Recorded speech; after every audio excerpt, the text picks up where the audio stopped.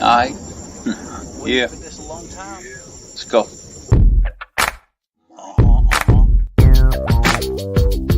Here goes buddy, money, there. Shows paranormal.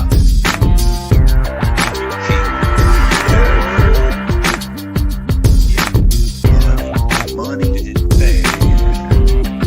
Joey paranormal. Joey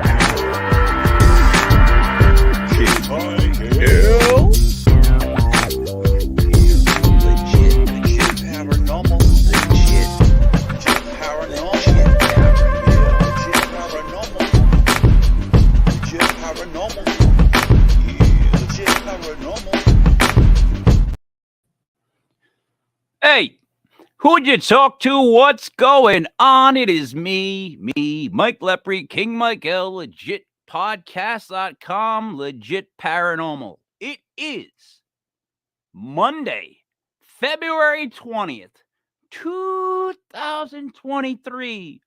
Now, I'm not going to even touch that for the math geeks because this day is more special than me just counting the numbers on the math geeks. Let me explain. Now, this should be, I know my dog's even crying. She doesn't want anything to do with this. This was supposed to be where Professor Stone and the Cellar Dwellers, who we hung out with this weekend, were supposed to start their podcast. It'll be starting next week. So I am going to start to play our show when we had Scott Gruenwald on. Scott was fantastic to have on the show, and he was hard to keep up with, but I liked it. But what I do want to do before I run that film is I want to say a very special happy birthday. It's a very special happy birthday. This happy birthday goes out to a guy that stands for loyalty, honesty, dependability, maturity, friendship. There's so many more. This is a person that has done so much in his life, and he has meant so much to so many people, and every time I ever needed him, he was always there. I've never had a time when he wasn't there. So I want to wish a very happy birthday to my close friend. Is it Darren? Darren? Happy birthday, Darren? Is it Darren? His name is Darren, right? Is Darren? Dude, I don't even remember his name. I'll be honest. There's not much to remember. There's nothing memorable. But what? Darren. All right, you know what? I'm sorry. It was a really close friend of mine, but I'm having a hard time remembering. I'm thinking it's Darren. So happy birthday, Darren. What? He does what now?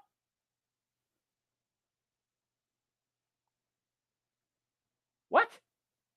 Trivia. The guy that runs trivia? Really? That's what he does now? But that's what he does? All right. I've seen worse. I once saw a guy do trivia with like a blonde wig and like a back to the... Oh, that's him? I didn't know that. That was him? You know what? Let's skip the happy birthday because you know what? Now that I'm recalling this about Darren, I'm realizing that every word I just said, Darren does not stand for. And as a matter of fact, my happy birthday to you is this. It's almost like The Godfather. Like if I could, I'd give you a birthday kiss. And then a fish in a box. So on to the show. It is with Scott Gruenwald, and I truly enjoy this. Happy birthday, Darren. You deserve this and more. And by more, I mean there will be more.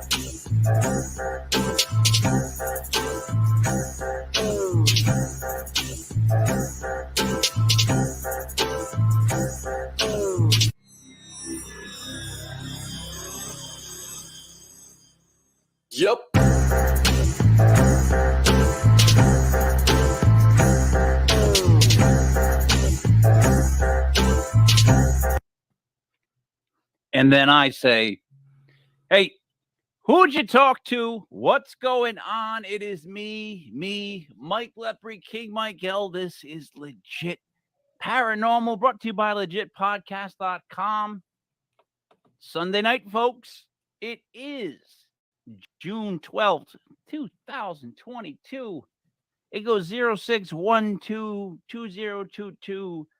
There's gotta be something in there for the Mad Geeks. I swear there's gotta be something good. Joining me first this time is Joey Paranormal. What's up, Hey, Joe? not much, man. Yourself? I'm doing good. I went to the feast, the St. Anthony's feast up the street from my house. Okay. Yeah, it was a bunch of different Italians selling sausage and Man, peppers. You're gonna make me start this early? There were God 3 damn. forms of sausage and peppers. Literally within like 5 feet. 06122022 seems like you can do something with it, doesn't it? No? Well, 2 0 Yeah, don't get 2 into it. Don't get into it. I'm just is saying. 6. 6 All right, yeah. plus 6 is 12. Yes. There you Anyway, go. All right, we're in. All right, bringing it in is Buddy there. What's up, bud? How you doing? Honestly, the only thing significant to me about today's date is today is the last day that you'll see me on a legit paranormal podcast where I will be 42 years old, and next week I'll be 43 already because the middle of the week this week will be my birthday. So it's kind of fun for me. What day's your birthday? It's Wednesday, June 15th. All right. 06152022 for the Math Geeks, Mike. 666. We should have the Buddy's birthday bash. We should do something like that, like a You live should do broadcast. something like that. Have a lot Dude, of that beer. literally actually is 666 if you think about it. All right. All right, Joe, we don't have to think about it like that. So there's nothing satanic about it. But there is something delicious about the beer that I'm drinking. Tonight, Ooh, for what a the good first segue. time, we have 2 firsts on the show tonight. For the first is my first is my first dosage. Oh my God! I said first too many times of Narragansett Brewery. It's one of the Rhode Island's oldest breweries. It's located now in Providence, Rhode Island. I went to their new brewery last night. I was holy shit intoxicated when I drove there. I hope nobody that cares is listening. It's named for the Music Express, the Rock and Roll Express, if you will, Mike, if you remember that. No. I remember the Music Express. It was called the Music Express. There was the Music Express, right? At Rocky I Point. remember that shit. Yes. Yeah, that was a good ride. It was a fantastic place. Oh yeah, Joe great did ride. well with- If you sat on the outside though, you got crushed, and Oh, you yeah. you didn't get slightly crushed. People just let go of their body weight and crushed you. Right. It was a fantastic ride, though. It So was you one of wanted my favorites. So would you like to now do the introduction? It's one of my first, as well as another first of ours. So I got this beer in particular because this is a West Coast IPA style, and like our guest this evening is a West Coast style in his own, I guess you could say. Joining us this evening live from Fresno, California. He's a paranormal investigator. He's a TV personality.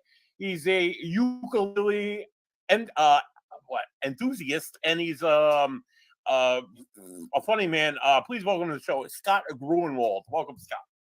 Hey guys, How are you, Scott? I'm doing well. 06102220. Yeah, my mind was being blown on like counting numbers, and I'm a number freak, man. So when you start saying numbers, I'm like, oh, there I go. Yeah, because that's another issue I have. Like I hate digital clocks because they stop me in their tracks. Like if it's 1:23, I go, God damn, 1, 2, 3, and that's like Right. a moment of my life I don't get back. But I- it will get me. And people trip out on 1111. Oh my God, it's a spiritual number. When I see 1111, it terrifies me because I'm like, oh my God, because there's no 2222 on a regular clock, and there's no 3. I start freaking out. So, yeah, give me a clock that's analog with arms and things. I like 1111. You notice I never catch it. To me, 1111 is like a unicorn. Thank you. I'm Mr. 1112. Like when I go, oh, 1111, that's cool. I can't wait to. It's 1112. Like what was I doing? That's You know what's going to happen tonight? I'm gonna wake up and it's going to be 11:11, and I'll be up all night long thinking about this. So I hope not. I got a couple questions to ask you, Scott, because background wise, Were you a big fan of like the Silver Surfer? Yeah, I got the number one comic, two of them actually. One's worth an incredible amount of money, and the other one we read. So my son was a big fan. So we got him the number one back in the day, and we never touched it. We just put it away. So it's worth a couple dollars now. So monetarily wise, I'm familiar with him, I guess. Yeah, I sold that one. Cool character. I sold a bunch of the comic books that I had from like my older brother to me. So Yeah. are you more of a DC guy or Well, I worked for Universal DC for a few, so I was kind of forced into it. We worked in consumer affairs, so we just got so much stuff, and it overwhelmed our house. We got all kinds of cool shirts and candles and everything, man, underwear, whatever. But MCU, I think I'm kind of drawn to it because that's the way the family is. You know, they're real Marvel folk. But I've always loved Batman. You know, Aquaman. Yeah. Oh my God. my big piss and moan has always been Hercules. Never got any rub in Marvel. Right. And I mean, what's he the god of then? At least make him the strongest. Is Skip that him asking too something. much? Is that asking too much? Thor's got a It's- hammer. They all got stuff. Make Hercules the strongest. No? I remember when I was a kid watching the Hercules movies, and then in school studying Hercules, and he was like a badass, man. He was like the real superhero, you know. And then nothing. We get Kevin Sorbo. No, I love Kevin Sorbo. Playing the TV version, and I'm like, you know, he was always Ferrigno-ish Schwarzenegger kind of to me. He's always was a big man, Hercules. Yeah. And Jason and the Argonauts and all the Greek mythology and everything that goes along with Hercules was so cool. Fighting the Minotaurs and doing whatever he did was so cool that where is he? He's sitting on the island of Troy counting his. It actually it blows my mind to say that we have to actually say, you know, Hercules should be big. Yeah. Like, no shit. The name Hercules means to me means big guy. Like, and he should be like 6'6", 6'7". Should be a big dude. But you know, whatever. I think when we I had a friend had a gigantic dog. I don't know what it was. It was just giant dog named Hercules because it was the only name that fit it. You know, it was just a giant thing. And when people see somebody doing something where they're lifting something strong, go Herc. You know, go Hercules. It's still in the general vernacular. Why can't we put him on at least back on Saturday morning cartoon? Something. See, we're on the same page. And I get this. I agree. And the last one I want to ask you is, do you remember the old King Kong Godzilla movie where they fought in black and white? Mm-hmm, of course. All right. Were you upset that King Kong came walking out? Because I guess my older brother had an issue. He said the American version had King Kong walking out, and then there was actually a Japanese cut of King Kong of Godzilla walking away. We kind of always knew he was a guy in a suit, but he was cool because he was smashing stuff, and he wasn't furry, and he was a reptile, and I don't know how they did Godzilla back then. I forgot but no, it was a guy back then, I think. But then the monkey came out with the zipper showing and stuff. It was like it didn't. I don't know, man. I like King Kong to be his own thing. You know, King Kong climbed the building, grab Fay Ray, do all his stuff, destroy New York. He's got Skull Island. There's a nice story, but yeah, I think they jumped him into the wrong venue, so to speak. I think he should have. I mean, I think there's definitely a communication issue between the two. I would think. And you know, we didn't get enough of was remember when Abbott and Costello did Meets Frankenstein, and they had like all the different characters in the same movie. Sure. Yeah. To me, as a little kid, I could never find another movie where you would get like that classic vampire werewolf. They've done it with superheroes and stuff, but I mean, I would love to see, because remember, it started out there were two guys. They opened the coffin, Dracula was in there. It started out, even though it was called Frankenstein. They started out. I think they were like night workers or something, or security guards or something. And they opened up this box, and there's a guy laying in there dead. And that started the ball rolling. Here comes Wolfman. Here comes Frankenstein. Maybe Dr. Jekyll. I'm not sure, but everybody was in it, and I'm sure that the rights. Nobody really did much about the rights to what characters, because I think they were all under the same umbrella, anyways. But But she had some. I mean, I believe it was the real guys like Lon Chaney and I don't know if it was Boris Karloff. I think it might have been Boris Yeah, Karloff. they had the classic ones too. Like they didn't get just anybody. They were like that was They a were the money. guys. Ugh. We're gonna need Lon Chaney Jr. We're gonna need Boris Karloff. We're gonna need Bela Lugosi. We're gonna need we're gonna need these people because there are no other people. There's no other. You're not gonna put like kids in there. It's not a it's they are who they were. And I suppose they probably had some sort of legal rights, like no one could wear this face but me. I know Boris Karloff was really strong on his legal stuff. So, yeah, man, that. I'd love to see that, but good luck. Good luck these days. They could call it Universal Monsters, right? Because they were Right. all from Universal, so it could Yeah. be They were all of them, and to be Universal and to see them all in the same movie. I mean, it doesn't have to be a team up movie, but to just see them all involved in the same movie would be great. Well, I'd like to see a couple guys pull it off. I mean, you can even. Well, I mean, let's go with what's going on in the world today. You put Chris Rock.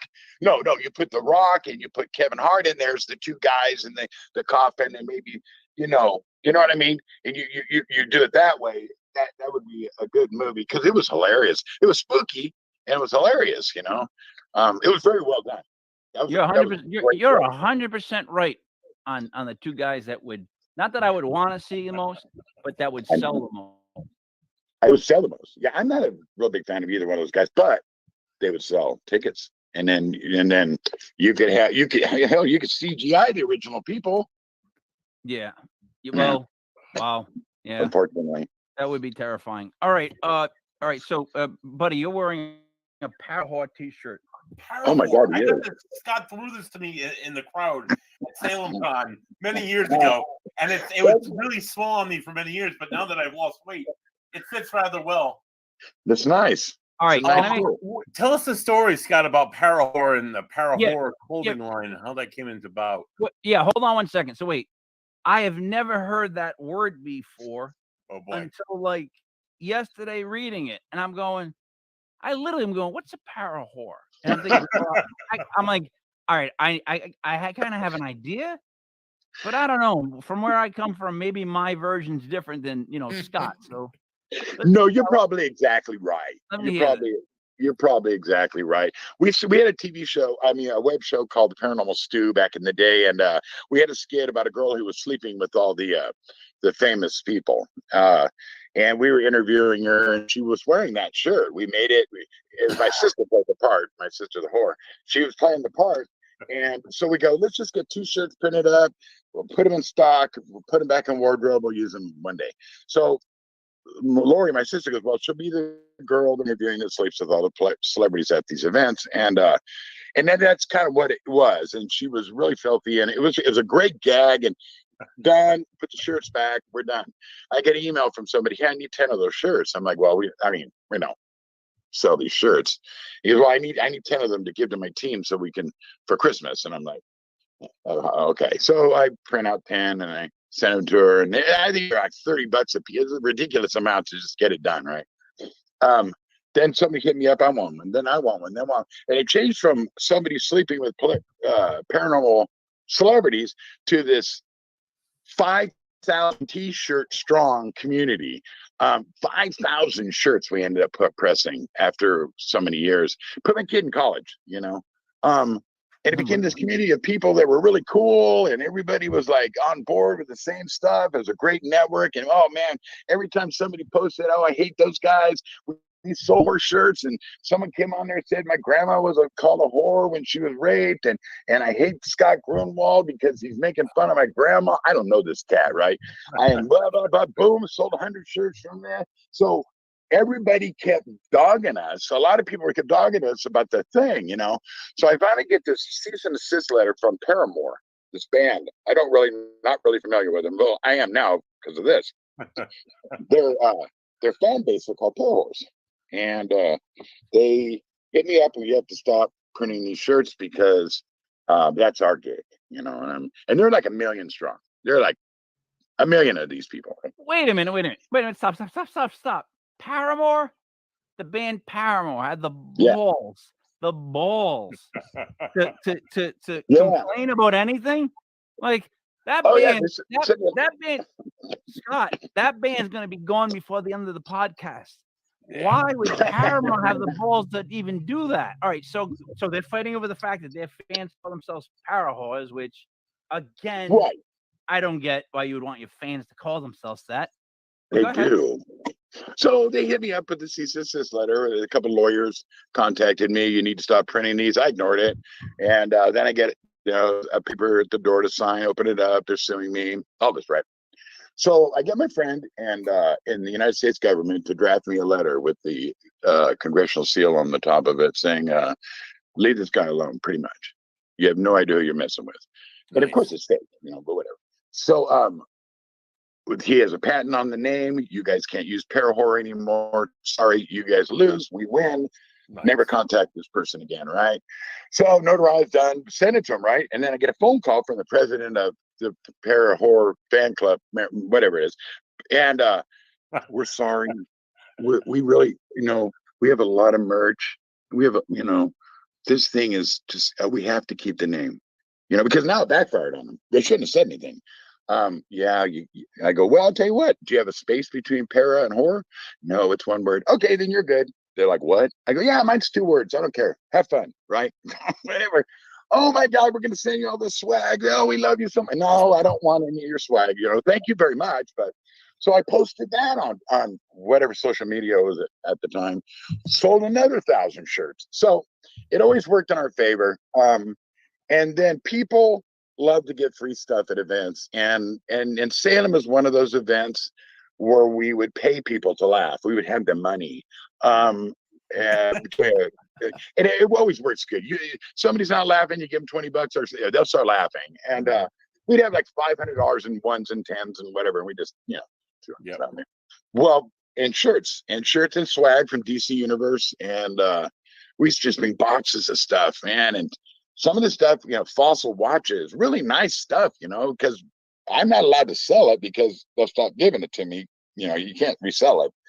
It should be incinerated or whatever. But regardless, we got people laughing. But you pay people, they'll laugh. Right. It's a fact. First of all, I think it's amazing that you sold as many shirts as you did, and I think the issue with why I couldn't wear that shirt, it's like I'm not comfortable with the word whore on my chest. You know what I mean? Like I try to avoid even shirts that say like I'm with stupid or whatever with stupid, because if I got stupid, in other words, I've never worn Goofy the character anything. I'm not. I don't want to walk around with a Goofy sweatshirt. Like I'll see some guy walking around with their wives and they just look dead inside. And they're wearing a Goofy sweatshirt with a hood, and I want to try and give him a hug, but not really. I want to shove him down. I'm just saying, I have a hard time with those shirts. So para whore, Joe, could you wear that shirt? I mean, I'm actually a fan of Paramore, so yeah, I would wear one of those shirts if we're being completely honest. This kid makes don't even acknowledge it, Mike. Joe, Pretend like you didn't even talk. Joe, HR Tuesday, 10:30 now. Write it down and be there. Write it down, Joe.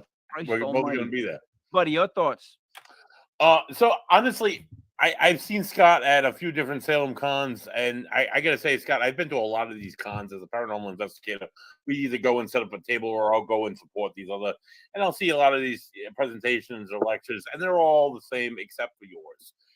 It's different. Like you say, you're not only paid, you're throwing dollar bills at the crowd, but like you're interacting with people, you're like lively, you're not just talking about like ghosts are fun, that's what you go there for, but it's more of a like you bring out the ukulele and you sing about like I was telling my mother earlier about how you played the ukulele and you had played like 25 different rock songs and they are all on the same key, all on the same note. Yeah, like how everything sounds the same.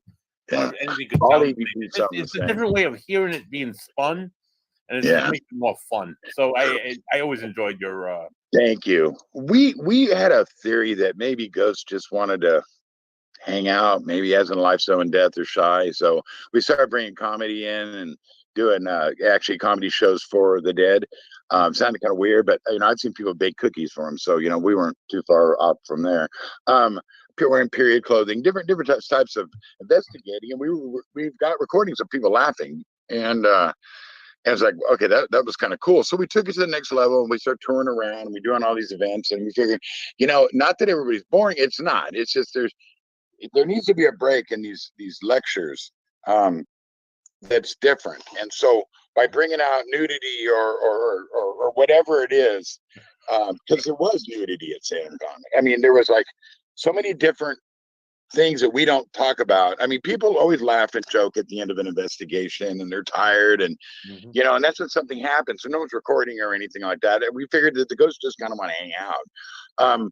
When we do these events, we try as high energy as we can. We go through the crowd. We climb on people. We drink their water bottles. We read their auras and crap. We do 3% psychic readings, 3% accurate psychic readings. We do all this stuff, not really to make fun, but it's just to make light of everything. Have we gotten crap for it? Absolutely. I mean, have we been told? I've had people walk out. In LA, they said I was racist for, I don't know what I did.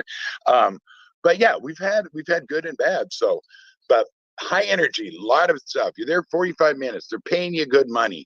Give them something, Were you in a band, Scott? Were you in a band? In high school, right out of high school. Yeah. How long did you play? Oh, I don't know, a couple years, and then I started dancing, and it was more money, so I stuck to that. But we played little gigs. Boy, I wish.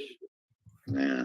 Boy, I wish I could dance and make money. I wish someone would actually pay me to dance. That would never happen. I've never been paid to dance in my life.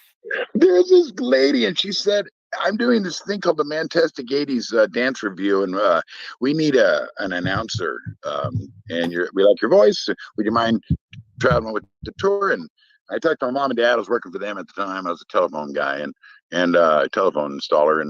And I go, hey, I'm going to travel with these guys for a while. Within about a month, I'm on stage, Speedo, doing the thing, And I started making like $1,400-$1,500 a night, And I'm like, okay, this is really good money. This is extremely good money for me. So I came back and I helped mom and dad. We bought another installation van, and that was it. But before that, I was playing a lot of punk rock clubs and that kind of stuff. New wave actually at the time, and then punk rock and and then weird life gets in the way, and you kind of lose the play in your life, and then later on in life you get it back, and hopefully it's in time to keep having fun. So two things.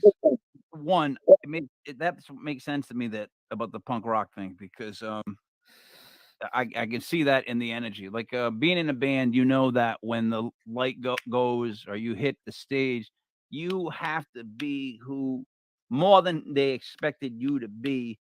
You owe them that. It doesn't matter how you feel, what's going on. Like that was always my mentality. Like especially if we had like a large crowd, we're going up. I'm sick. Doesn't matter that I'm sick. I got to go up and do this. Right. Moving over all the different podcasts that I do. I mean, when we start talking, this is natural for me. It's not a turn on, but like if it's really like with people in front of me, because you have to make eye contact with them. Absolutely.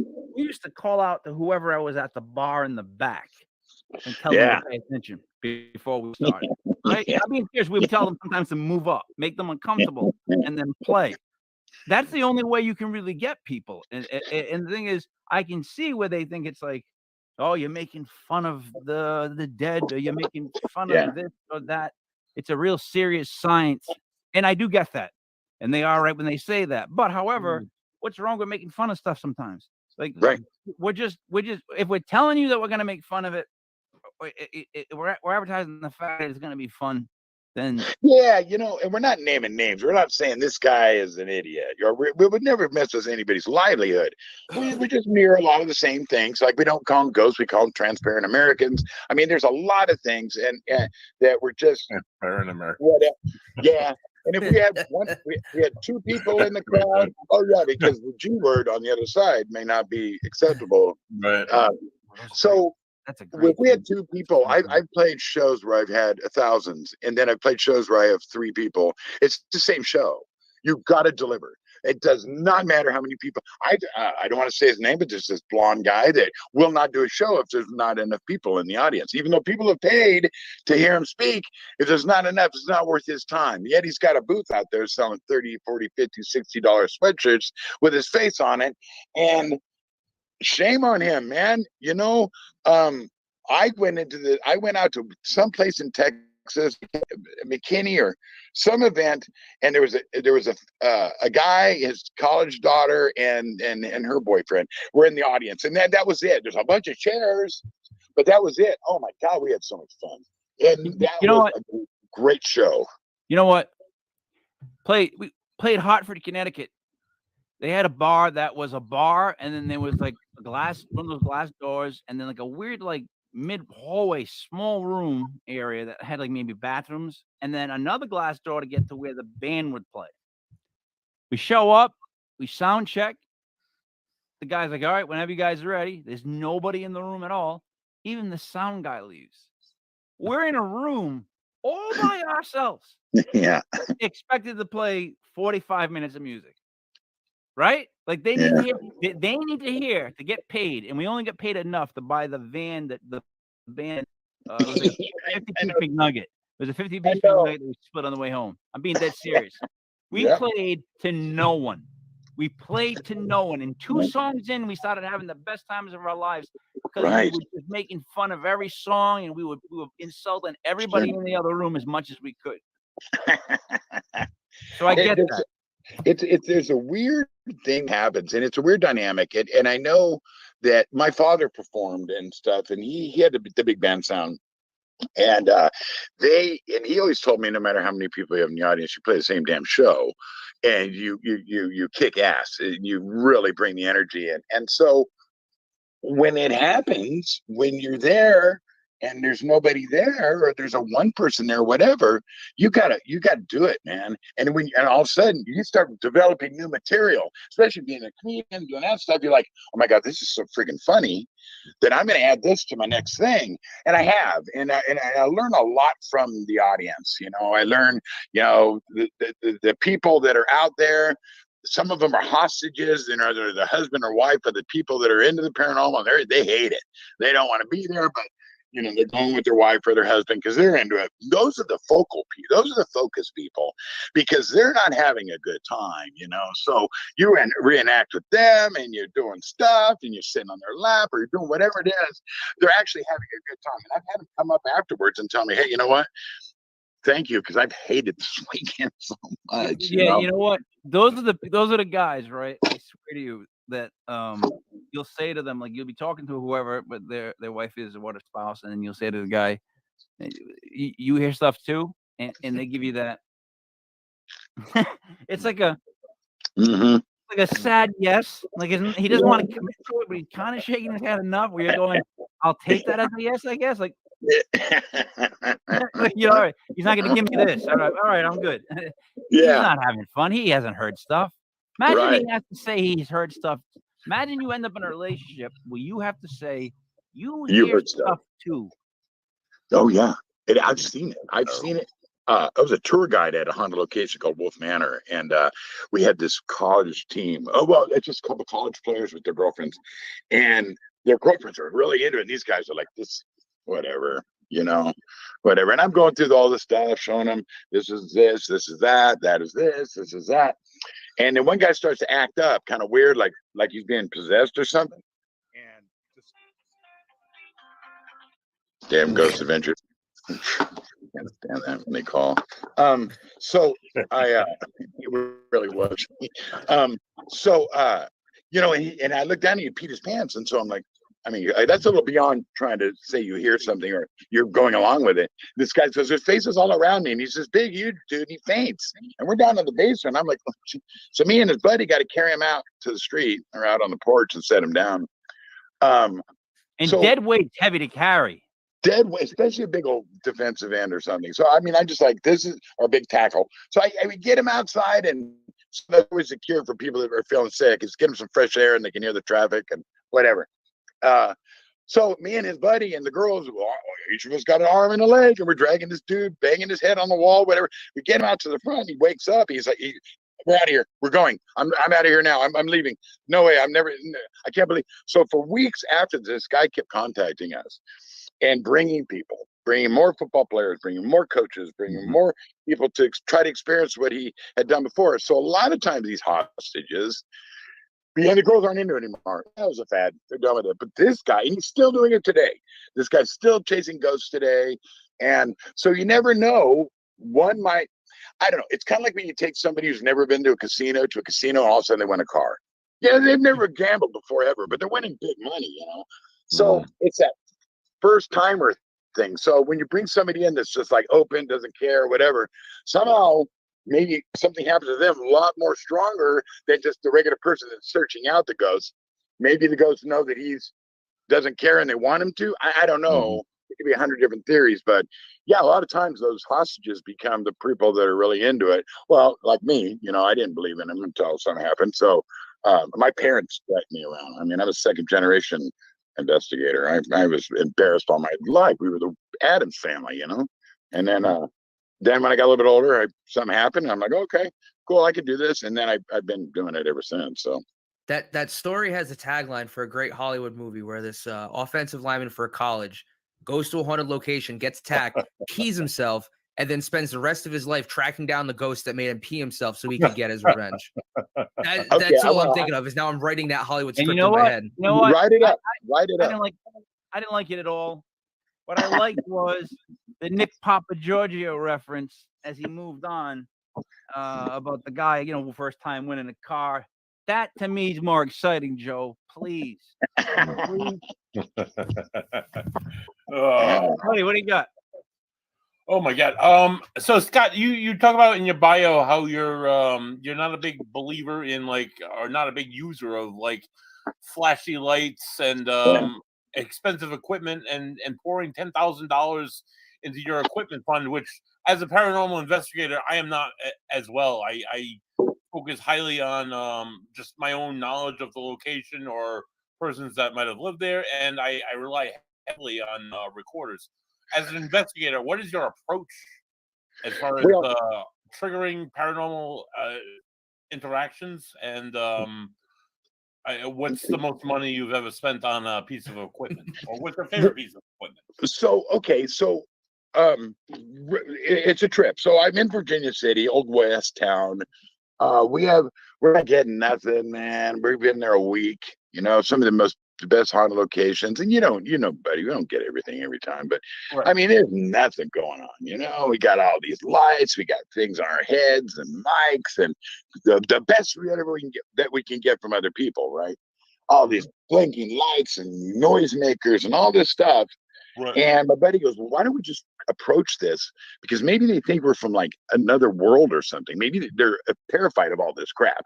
So we got a bell, and we put a bell on the table, and we got a 6-shooter, and we set it on the table. And we're thinking to ourselves, they know what that is. They know that ain't gonna kill them. They're familiar with a candle and a bell, and maybe an old recorder or something. I mean, they know these things. They're familiar with them. Oh my God, we got all kinds of stuff. We get the bell ringing.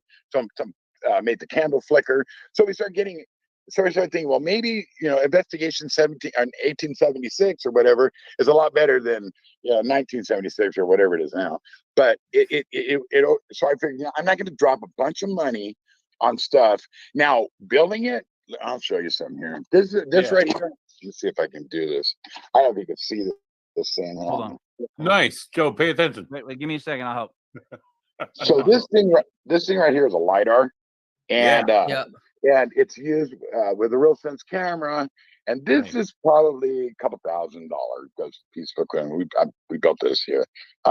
It's what they use on ghost hunters. And years ago, there was a thing came out called Ghost Radar. It was fun, and people could find ghosts. It was a little app on your phone, and we thought we'd build a real one. So that's what that is. It's really, thing spins around on the top, and the TV shows love it, and so much that now Jeff, my partner, isn't here. He's on set with Zach and them. He's on every TV show now for Ghost Adventures and House Calls because he's their guy. He builds everything they use. So all the stuff that you're using on the show is built here in my garage, and it was a good gig for him. He wasn't working, and he likes to travel. Me, I'm not so crazy about it, but yeah, he flourished, man. He's out there running around making crazy looking stuff, you know, which So is cool. that device being a LiDAR, is that using like distance to kind of measure, using like color to show distances in a room, basically? It's mapping, correct. Yeah. Okay, because that's what I actually, Buddy can attest to this because I've been talking to him about it recently. Is I know the whole stigma against using cell phones in the paranormal. Oh, you know, it's whatever. But newer cell phones now have LiDAR sensors built in, and you can take advantage of the LiDAR sensor by using distance to see objects in a dark room. So dark room, instead of having thermal or IR, you just use a phone with LiDAR, and it will give you colors and show you distance, and you can see if there's something that isn't supposed to be there. So that's cool to see you creating a tool specifically for that. And to Buddy, it verifies his trust in me as our tech guy, that like I might actually know a thing or two, and I'm not just completely full of shit. Well, you know, it's cool. It's just really, it's a simple tablet, you know. You get your tablet, you got your LiDAR set on it. You've got your LiDAR sensor on the top spinning around, and you look at it, and it's mapping out the room. This is raised up higher than our old one had up here. We only got like a 180 radar, but now it's higher, and we could set it on the ground or pull the legs out and hold it. We can do a 360. I'm sorry, I'm retarded technologically. So that's a camera that you're holding. Okay, so it's that. Go ahead. I was just going to say the very end, the white piece at the end, that is where the lens is for the camera. Okay. Yeah. And then the LiDAR is that round piece on the top, and that's what's actually firing the measurements, the room measurements, or showing the distance. And what's the screen? You're looking at the screen. What's the screen? Oh God, buddy! The screen is so you can see things. So let's see if we can bring it up. So this thing, you see it spinning around. Yeah, absolutely. So what it's doing is sending a laser out. It's just mapping out the room that I'm sitting in. And C. Gonzalez is just using this now. We'll walk through a room. See if I can get it to come up. And he'll see the agent, which is yourself. That's the midpoint of the radar. It's kind of like, it looks like a submarine radar, or what you see. Yeah. What's the screen? I'm trying to ask every question here, dude. Okay, never mind. I don't have the password. So Jeff locked me out. But what it looks like is it's a screen. It looks like something from an old submarine movie. Yeah, you know? Sonar. It's sonar looking. And so I'm gonna break it. He's gonna kill me. Joe, make one of these, dude. Yeah. Okay. We need the funding first, but if you get me the products, I'll do it. Well, I'll send you all the part lists. It's $100. This is like $100. That's like $100. That's really it. It's about $300 and $400 to build. Yeah, it's not bad, but we sell them for $1,600, $2,300 to the TV show. Only ones that buy these really are the TV shows. Yeah, it's to just kind of reinforce, like, that's a lot of things too for like someone who's just doing this as like a hobby, kind of like what we are, because we're not on TV shows, we don't get paid, we just do it to help further the science and kind of satiate our own appetites. Phones are so well equipped nowadays that that's all you really need is I have a camera with an IR light on it. I have a Canon DSLR, and I use my phone and a voice recorder. And the cameras on the phones now are so detailed, and there's so much that they can do now that they work really well for like having a LiDAR sensor, just the different things you can do, having a night mode so you can actually see in pictures at night. It's incredible. But it's cool actually getting to see a piece of equipment like that. I mean, I've seen on TV, because I'm as much as people make fun of me, I'm a hopeless addict to Ghost Adventures. I do it. And, even though Zach and I have known each other since before Ghost Adventures, we've been friends for many, many years. And through the thick and the thin, the good and the bad, I had my own TV show he produced, and I've been on all his stuff. I think that we just did the Cecil. We did a couple things, and so the Cecil was pretty cool. The Cecil Hotel is amazing. He always includes me on stuff. Hey, are you in town? Come by here. Check this out. Well, when you met Jeff has built him all these vests, like mech vests with built-in stuff. Two, what are they called? These two screens, and then there's a thingy they call the gun, which goes up their arm, and it has all the detectors on it. It started out, Jeff. I met him. I don't like people coming to my house. I mean, I'm not a hermit or anything, but I got my house. I don't want paranormal people stopping by. Well, we met this guy, Chris Maggard. I met Chris years ago, and he met Chris, and hey, you guys should get together. And I avoided it as much as possible.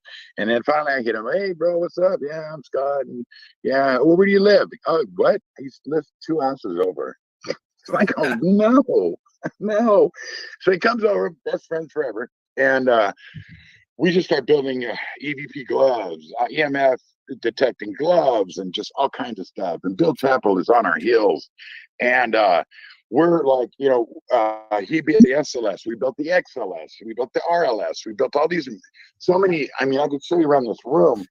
It started in 2005 for me with the movie Fear, the TV show Fear, where they put that harness on everybody and they'd walk alone. Mm-hmm. Coolio was the host, and they would walk alone in these scary locations, and that's where it started. So we started making these outfits, these cages with cameras, and it was a bit ridiculous, but we did it. And doing so, we created the first paranormal TV show on the web. Nobody was doing it, just us. And we got Webbies and all that stuff that comes along with it. A lot of notoriety. It was the Haunted Wolf Manor Live, and it was great. And then people started doing that. Then we quit. We started doing networks where people would come and they talk about IT stuff and everything, and it kind of veered off of the ghost thing and more into computers and what's going on now. We were getting sponsors and that kind of stuff, and it wasn't as exciting, and it's definitely not. It's as boring as it sounds. And so after that, we said, let's just do comedy, and we did comedy, and that took off. So being friends with Zach, it's got its perks. He'll say, let's do this and let's do that. I have an idea for a show, Scott, that I keep pitching to people that no one wants to do, but I think it'd be fantastic. We're paranormal investigators, and we never find anything. Right. And I mean, we do. I like it. 12 episodes of never finding anything, and then we do that big cliffhanger where they're like, "Oh, something big's gonna happen on the last episode. Did you hear that? Oh my God, something big's." And everybody tunes in, and we find nothing. Kind of like the Bigfoot shows. Yeah, but this is like we're trying to find stuff. Like we're trying to find stuff. There's the other people that hear stuff with places we go, and we're like, don't find the thing ever. Mike, that's genius, because if you think of it, if you had just had a show, it doesn't have to be a family, but just a couple of good old boys or just some people, and they do a show, they never find anything. Never. But you watch the show because their chemistry is so amazing. They're so hilarious. And you want them to find something. You really want them to find something. You're like, come on, guys, find something. And the whole hook to the show is, once they do, the show's over. Yeah.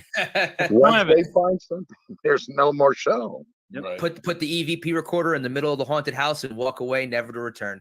And they can almost Abbott and Costello like miss stuff, like barely missing stuff. And they just never find anything. It's never them. You know what I mean? They just don't find it. They got nothing. They've got nothing to prove. Nothing. Or even the stuff happens behind them, and they exactly. Yeah, there's a monster clapping their hands and they their head, but they're talking to their wife about the kids' homework. It's always out of camera, though. It's never in view. It's always that kind of shit. They never find anything, no proof. They never have a shred of proof. Let's do it. I'll be part of it. I got some money. I figure people by episode 4 or 5 would be going, oh, come on, man! They gotta make them find something. What's that one where those guys have an island and they're looking for something buried underneath it? It's like Coal Island or something. It's Oak Island. That's on the history. What the hell, man? Find it. They haven't found the treasure yet, and it's. But we watch it because we like the guys, man. We think the guys are cool. We're like, oh, these guys are cool. They're talking to all these professionals, and they're bringing these old timers in. They can see underground and all this amazing equipment. They got sonar machines, and they're shooting stuff to the ground. Right. And nothing. They find a coin. That's why the show's still on. If they found something, they found it yet. So why has it not been the paranormal show where they don't find anything? We need to get NDAs written up. We need to start this process because I think this is. Well, they had an Italian guy too. That's always like he knew it. Like my reaction is I knew it. Like whatever happens, right? There's that guy. I just gotta have that guy. I don't even have to say something. I just go. I'm out. Yeah, I told you so. Maybe they honestly, made the they show it that. used to be a show where they found nothing. It was called Ghost Hunters. The first two Yeah. seasons, they'd Oh. play, they'd put an investigation where they found something, and then they put an investigation where they found nothing, and they could explain the reason why they found nothing, and it made sense to the people who lived there, and they went on their Right. way. And Those that were the was good old episode. days. Those were because those guys before when it was just taps and they didn't have a TV show. They were very popular, you know, and they were very popular on the East Coast, and they were plumbers, and Jason still works for the company. You know, they just didn't, and then sometimes they went on the shows, but people got bored. I think they created their own demise.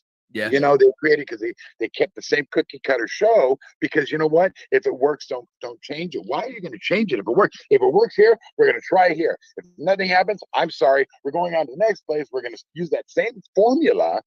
That same formula seems to work. Then maybe you start changing things, you're doing things, but people got bored. And They're like, God "It's the forbid same you're thing." funny, You know, and God forbid you're funny because you know you might be seen as not 100% serious in your field. Or right? Just being sincere. funny. Oh yeah, You know what I mean? So it's like, oh what? yeah. What do you mean? Like, why can't I be funny? Like, so when we started doing this show, I do the sports ones and stuff like that. So I was like, I want to do a show though on the channel that we do. That's like, you know, the Art Bell show on a Sunday night.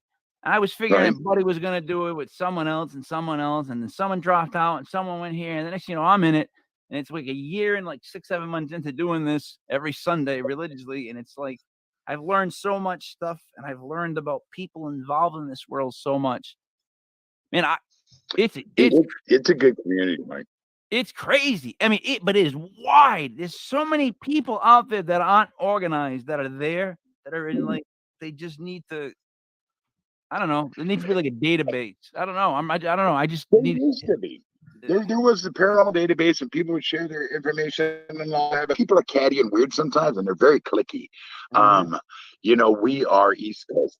We're Southeast. We're Florida. Stay the hell. Keep your vans out of our. Now, this is true. Rob Demmer has told me, hey, they would actually fight like West Side Story. I mean, these people are like, you cannot investigate in Tampa. You can't investigate in Miami. These are our turf wars, you know. And I'm like, oh my god, this is 2005 and 6 maybe. Right. And people started talking about paranormal unity and how beautiful it'd be. And I get it. But people, they don't want that. They want to be the best. They want to be on TV. Unfortunately, they want to do all these things. They want to investigate houses and destroy people's lives. They want to. And I mean, that's why we'll never do investigations in residentials for that reason. You know, I am no position to help somebody. I'm sorry, I am not. I can't go into somebody's house and tell them their place is haunted or not haunted. I don't know what I'm dealing with.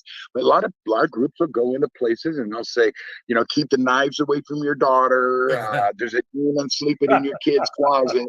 And they do this and they're ruining people. Now, there's a good show. Maybe have a team that goes behind those idiots and tells them, hey, it's just the air conditioner making a squeaky noise. Paranormal cleanup crew. Yeah, the clean. Honestly, maybe. Scott, being a How about the world paranormal trick? investigator, I've Damage control. interacted with some of these groups myself that have gone into people's houses and told them that like you have demons there, and they've made themselves like sick. They've made themselves ill, and it's just put it on YouTube, and it's just like a way to self promote. It's not just like region-wide. It's a nationwide thing. They want it to be haunted so bad that they'll create it in their own minds at the risk of damaging people's lives. I'm out. Right. No, man, no. Especially if kids are involved. You can find somebody else, man. Because I'd rather have the reputation of he's not serious. He's too funny. We're not going to put him in our stuff. He'll make a mockery of our paranormal stuff. No, I'd rather be that guy than the guy that says, hey, you know, he told my daughter that she has a demon living in, and my son, and he's 18, and he's still sleeping in bed with us because of what you did. I'm not going to be that guy. And I've done a couple residentials, and I mean, I'm talking. I've been doing this for decades, and I've only done 2 or 3 for that reason, because the people who are watching TV shows, they want it so bad to be haunted. Oh my God, please confirm that my grandmother is here and she loves me. Well, that's wonderful. Your grandmother, I'll just tell you. Guess what? Your grandmother's here and she loves you very much. And she's watching out for your kids. And what's that, grandmother? Your husband's a cheater. No, I mean, I don't know. I think there's something to clear it up. But it takes you got to handle people with kid gloves, especially people that are influenced. You look at their bookcases; it's all in the occult. They may have a Ouija board. They may have the DVD sets of all the ghost shows, and all that. And then you kind of pick up a thing. They giving you some data before you get there. And when you get there, it's different than what they told you before. They're making it up, and and then once you have a connection with the TV, oh God. We'll just get Scott Gruenwald out here. He'll get us on. I have no pull. I just shot a Hulu thing the other day where it was like, we don't need to. But I mean, I'm not. And plus, and if I would put everybody on TV. Because I think I'm actually talking about the show where you never find nothing is a great pitch, man. Oh, it is. That is. I mean, the Naked Investigator. The Naked Investigation was a great pitch, and unfortunately, we shot. It was great. We did some shooting. It was fun. Discovery had let loose of the was it Naked and Afraid. A&E picked it up, so Discovery needed a naked show. I come up with Stark, searching to acquire real knowledge. Silly.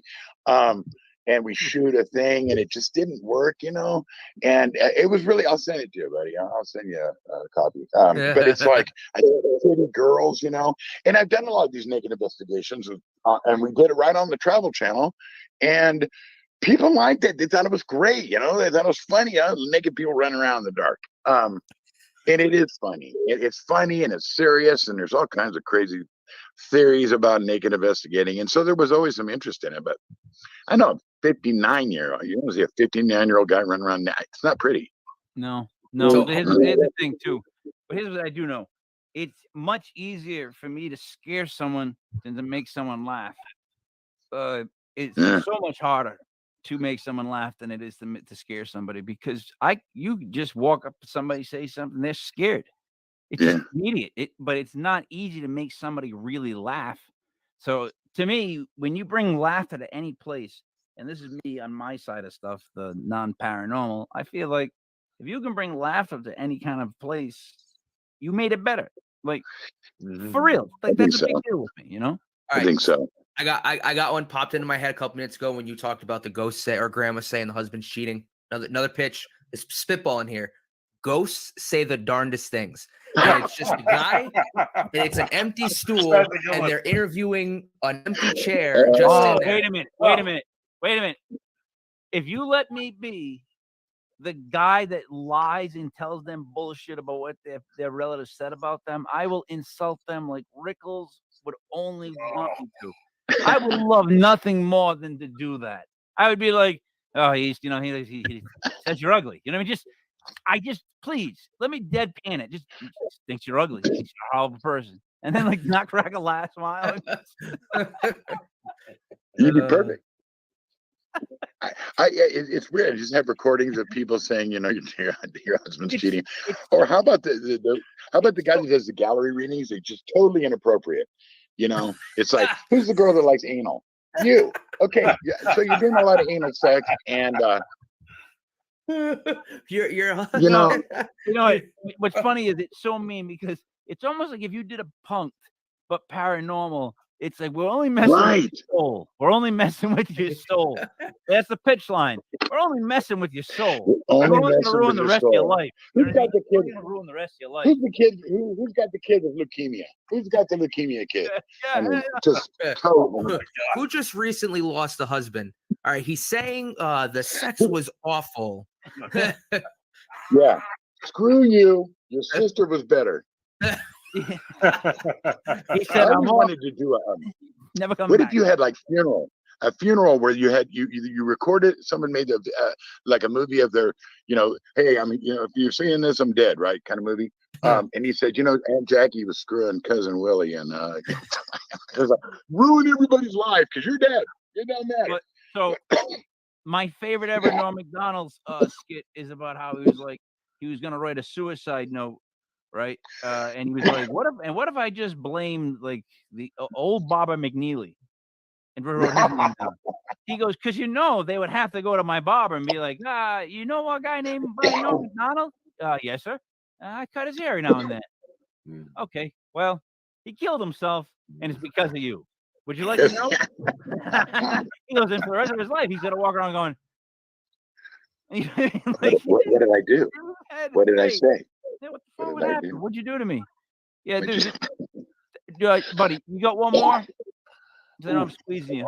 Go to Joe. I don't. I gotta think All about right, it. I all gotta right, Joe, think you more. got one? No, I mean, I was gonna ask about how your run-ins with Zach Bagans, but you've kind of touched on that. I'm not gonna harp on it too much more. I appreciate you showing us the lidar, your actual lidar device. It's Sure. cool to see something that's a little more fancy than just having a cell phone in your hand. Something that someone actually engineered for a purpose like that. It's actually really cool to see that Jeff kind of Conkle. equipment.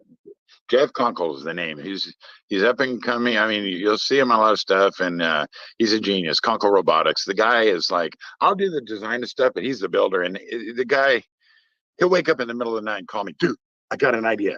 Let's look through walls. Okay, isn't that a kind of complex? No, and he'll start spouting all this science that I have no idea what he's talking about. But yeah, he's working on looking through walls now to see what's on the other side. So, Because like I've done like DIY EM pumps and DIY like taking the Sangean AM/FM and bending a little tab so it just scans without stopping. Tab 4, yeah. But and then we did the I think it was the SLS with the Connect and the laptop, and you run the program and stuff. But yeah, I am no engineer by any right. I'm actually studying IT. Like I'm going into the networking side of things, not the Nice. I don't go that far. But it's cool to see someone who's got that mind, or someone who's helped make devices like that. It's pretty cool to see that and talk to someone like that. Thank you guys. I appreciate it, man. I'll tell you, that was long-winded. That was.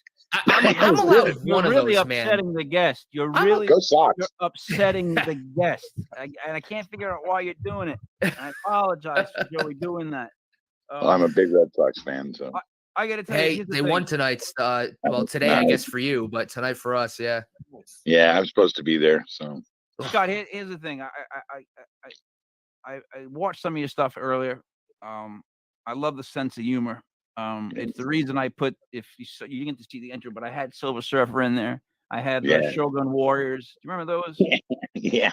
I had a bunch of stuff in there for you. So Shogun Warriors, cool. Yeah, I kind of got a good feel for you because I have that same that's all that stuff that I collected. Like I was such a comic book geek. Like here's exactly why. So guys, get your drinks up.